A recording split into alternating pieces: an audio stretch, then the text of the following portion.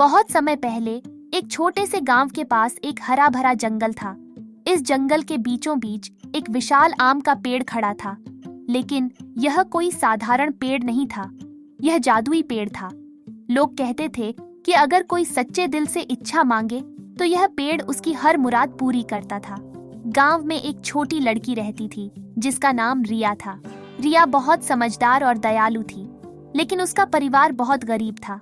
एक दिन जब उसके पिता बीमार हो गए और घर में दवा खरीदने के पैसे नहीं थे, तो रिया ने जादुई पेड़ से मदद मांगने का फैसला किया। सुबह सुबह सूरज की पहली किरण के साथ रिया जंगल में पहुंची।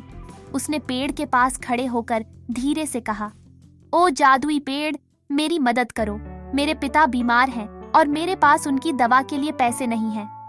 पेड़ के पत्ते अचानक चमकने लगे।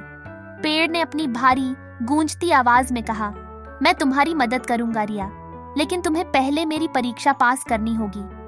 कैसी परीक्षा? रिया ने पूछा। पेड़ ने कहा, जंगल के उस कोने में एक बूढ़ा आदमी रहता है। वह भूखा और अकेला है।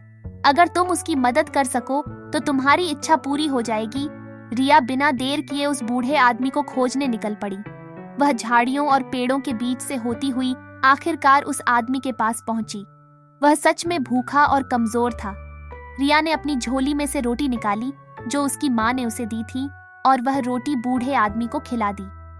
बूढ़े आदमी ने मुस्कुराते हुए कहा, तुम्हारा दिल बहुत बड़ा है बच्ची, भगवान तुम्हें हमेशा खुश रखे। जब रिया वापस जादुई पेड़ के पास पहुंची तो पेड़ ने कहा, तुमने मेरी परीक्षा पास कर ली रिया, तुम्हारा दयालु हृदय ही सबसे बड़ी जादू की चाबी है। तभी पेड़ के तने से एक बड़ा सुनहरा आम गिरा। पेड़ ने कहा, यह कोई साधारण आम नहीं है। इसे बेचकर तुम अपने पिता की दवा खरीद सकती हो और तुम्हारे परिवार की गरीबी भी दूर हो जाएगी। रिया ने धन्यवाद कहा और उस सुनहरे आम को लेकर घर लौट आई।